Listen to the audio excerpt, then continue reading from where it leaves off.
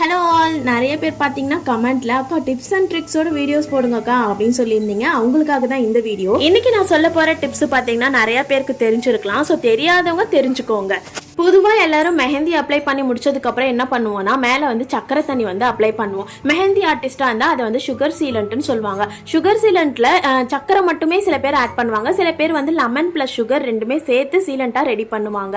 So இந்த sealant எதுக்காக நம்ம வந்து யூஸ் பண்ணுறோம் பார்த்தீங்கன்னா டார்க் ஸ்டெயின் கிடைக்கிறதுக்காக அப்படின்ட்டு நிறைய பேர் நினச்சிட்டு இருக்கலாம். ஆக்சுவலாக இந்த சீலண்ட் எதுக்காக யூஸ் பண்ணுறோன்னு பார்த்தீங்கன்னா மெஹந்தி போட்டு முடிச்சதுக்கப்புறம் நம்ம கையில் 5 to 6 hours வரைக்கும் ஹென்னா வந்து உதிர்ந்து கொட்டாமல் இருக்கணும். ஸோ சுகருக்கு நேச்சுரலாகவே பிசுபிசுப்பு தன்மை இருக்கிறதுனால இதில் நம்ம வந்து சீலண்ட்டாக ரெடி பண்ணி யூஸ் பண்ணும்போது கையில் ஹென்னாவை ஸ்டிக்கர் மாதிரி ஒட்ட வச்சுக்கும். உங்கள் கையில இருந்து மருதாணி உதிர்ந்து கொட்டாமல் லாங் ஸ்டே ஆகிறதுனால நல்ல டார்க் ஸ்டெயின் கிடைக்கும். இந்த வீடியோ உங்களுக்கு பிடிச்சிருந்ததுன்னா லைக் பண்ணிக்கோங்க. மெஹந்தி ரிலேட்டடான யூஸ்ஃபுல்லான இன்ஃபர்மேஷன் தெரிஞ்சுக்கணும்னா நம்ம சேனலை வந்து சப்ஸ்கிரைப் பண்ணி வச்சுக்கோங்க. தேங்க்யூ.